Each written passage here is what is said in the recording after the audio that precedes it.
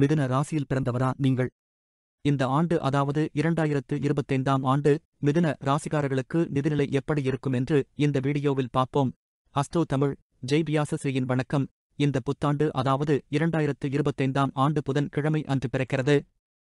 மேலும் இந்த ஆண்டில் சனிப்பெயர்ச்சி, குரு பெயர்ச்சி, ராகு, கேது பெயர்ச்சிகள் என்று 3 முக்கிய பெயர்ச்சிகள் நிகழ இருக்கிறது என்பதை நீங்கள் அறிந்து இருப்பீர்கள். இந்த 3 பெயர்ச்சிகளும் சேர்ந்து இந்த ஆண்டு அதாவது 2025ஆம் ஆண்டு மிதுன ராசிக்காரர்களுக்கு நிதிநிலை எப்படி இருக்கும் என்று பார்ப்போம். மிதுன ராசியின் 7வது வீட்டின் அதிபதியான குரு முதல் வீட்டில் அதாவது ராசியில் அமர்வது அவ்வளவு நல்லது அல்ல. இதனால் பணப்பற்றாக்குறை தொந்தரவு வர வாய்ப்புகள் அதிகம் என்றாலும் குருவின் பார்வையால் 2025 ஆண்டு நிதிநிலையை பொறுத்தவரை மிகவும் அதிர்ஷ்டமான ஆண்டாகத்தான் இருக்கும் எனலாம்.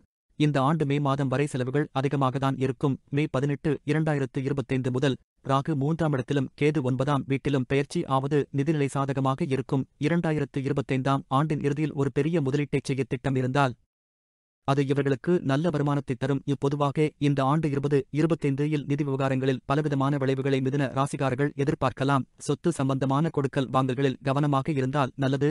இந்த ஆண்டை பொறுத்தவரை தொழில் முதலீடு செய்யலாம். ஆனால் வண்டி வாகனங்கள், வீடும் இடம் ஆகியவற்றில் முதலீடு செய்யும் போது எச்சரிக்கை வேண்டும். என்றாலும் புதிய வீடு வாகனங்களை மிகுந்த கவனத்துடன் வாங்கலாம். நேர்மறையான அணுகுமுறைகள் இவர்களின் நிதி நிலைமையை மேம்படுத்தும். இங்கு சொல்லப்பட்ட கருத்துக்கள் எல்லாம் பொதுவானவை ஆகும்.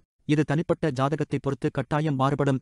கடவுள் துணையுடன் எல்லா வளமும் பெற்று சிறப்பாக வாழ அஸ்ட்ரோ தமிழ் ஜெய் வியாசஸ்ரீயின் வாழ்த்துக்கள். மேலும் ஆங்கில புத்தாண்டு வாழ்த்துக்கள்.